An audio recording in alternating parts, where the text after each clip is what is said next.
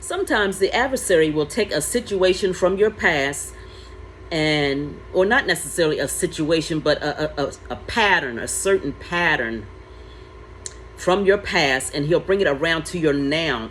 And when it comes back around, it may be a different set of people and a different situation, but the ulterior motive of the devil is to bring the same results that that thing had in the past into your now.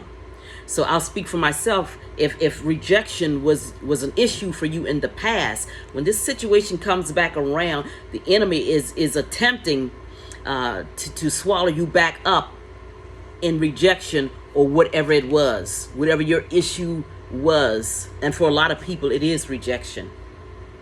So it's up to us when we see the pattern, the plotting, the scheming of Satan, that we shut it down. It can only come back in and do what it did back then if you allow it to. 2 Corinthians, the 2nd chapter, the 11th verse says, lest Satan should get an advantage of us, for we are not ignorant of his devices. We're on the lookout a lot of times for other people not getting an advantage over us, when we should be focused on the spirit of the enemy who's at work, that is at work to get an advantage over us inwardly. But a lot of times we're so focused on the outward and making sure a person doesn't get a certain advantage over us, because we're in competition with people. But it says, be not ignorant of Satan's devices, unless he gets an advantage over you, unless the very thing that you've been delivered from comes back into your life, is resurrected, takes you down a path of depression, gets your eyes off of the Father, and has your eyes on things that don't matter. And understand that if Satan is going out of his way to bring this situation back around to you, that you must be doing something right, that he's in some way threatened. So the motive of Satan is to shut you up, shut you down.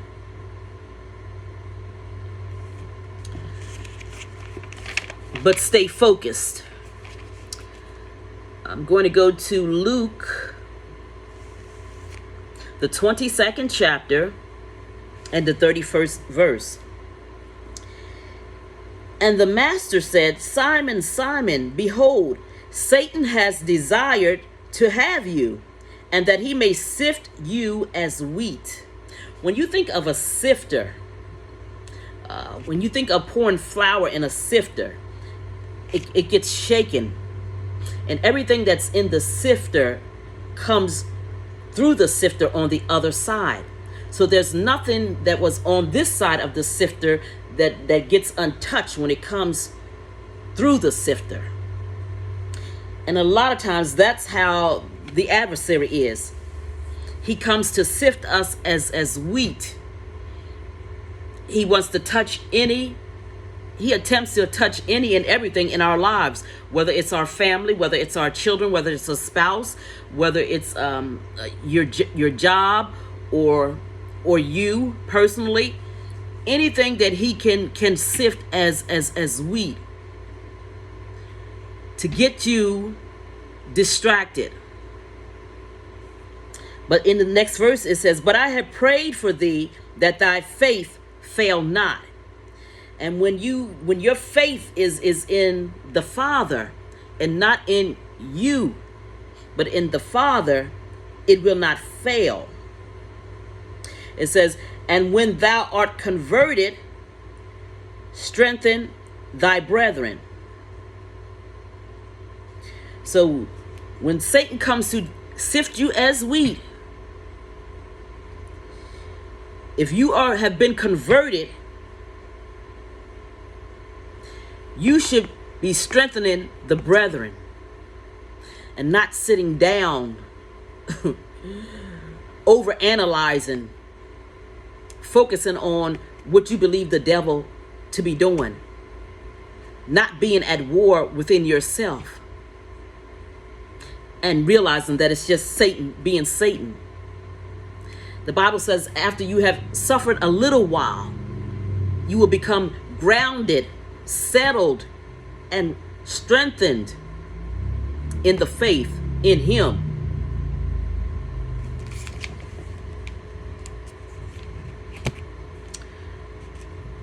Romans 8:35. No, I'm going to save that for last. I'm going to go to 1 Peter.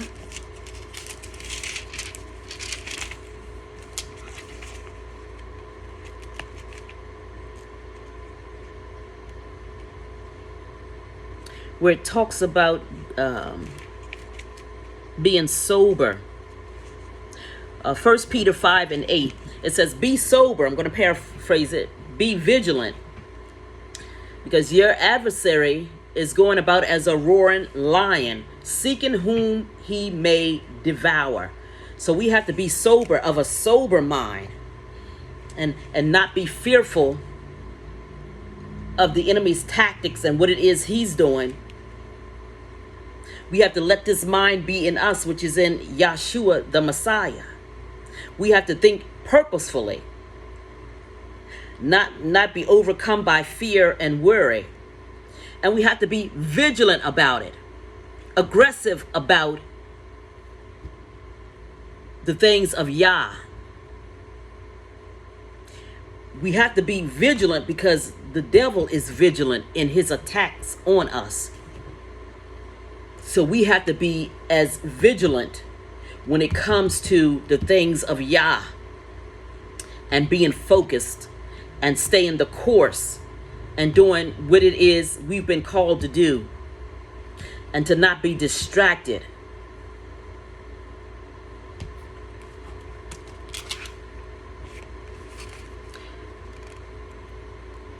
Romans 8:35.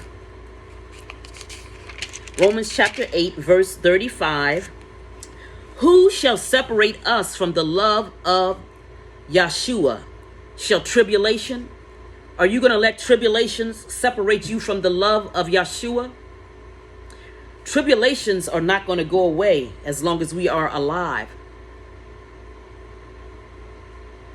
So we have to change how we deal with persecution and tribulation.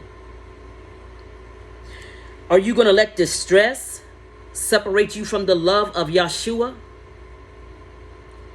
Or persecution?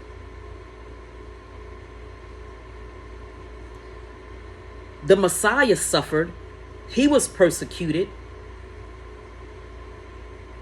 But he did not let it separate him from the love of the Father. He didn't let it separate him from doing that what the Father called him to do.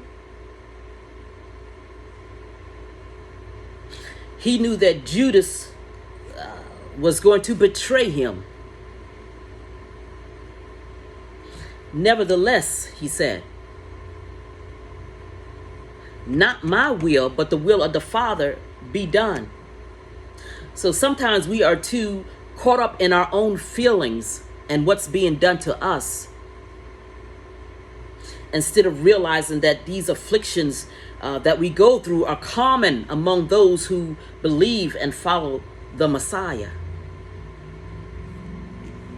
Who shall separate us from the love of Yeshua?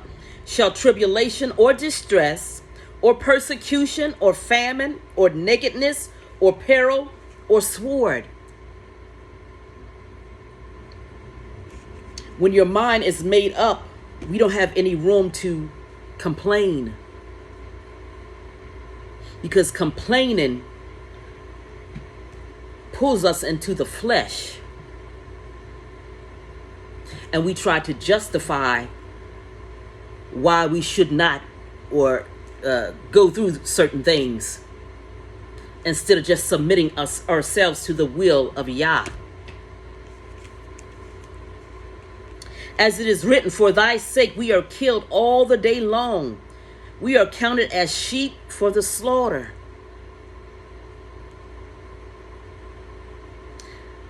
Set up for a kill.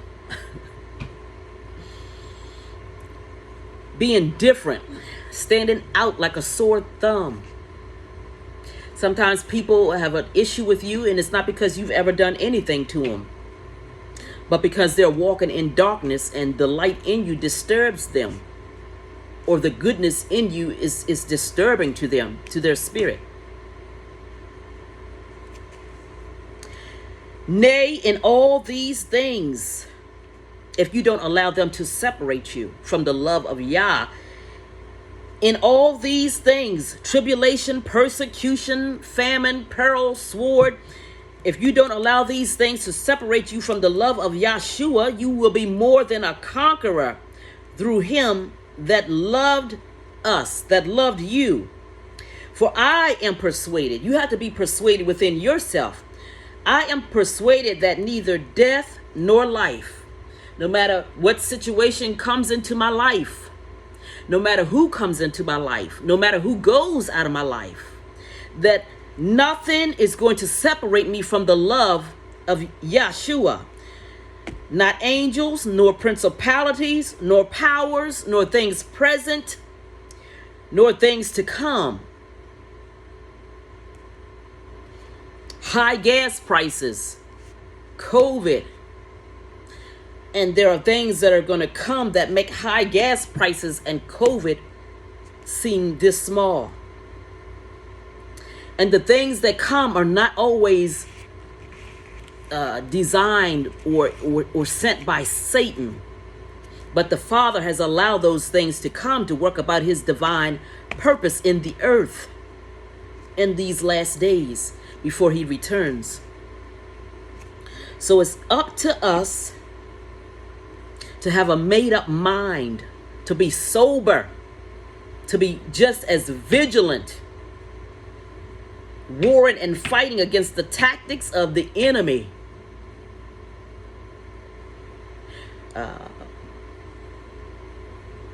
That they don't separate us from the love of Yah. Stop giving too much attention to the tactics of the enemy.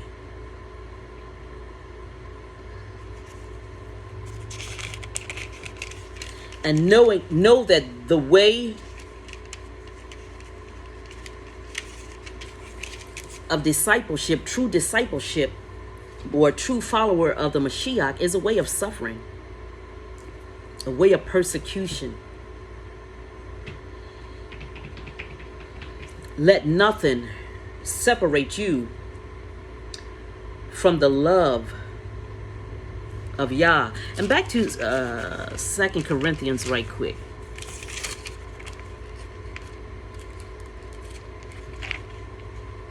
We have to be careful when we go through, when we are offended, when we believe people offend us, or vice versa, that we don't take it personal, or even if it was personal or intentional. We have to forgive and let things go, because when you don't forgive and let things go, those things can separate you. That unforgiveness can separate you from the love of Yahshua, the love of Yah. When you allow bitterness and unforgiveness to take root, you're being separated from the love of Yahshua. So we have to be aware of the tactics of the enemy, and stop attempting to justify what is done to us. And we have to be vigilant and sober, stay in this spirit, walk in the spirit, that we don't fulfill the lust of the flesh. So purpose in your mind and in your heart that you are not going to allow anything to separate you from the love of Yah in these last and evil days. Be not ignorant of the devices and schemes of the enemy. Shalom.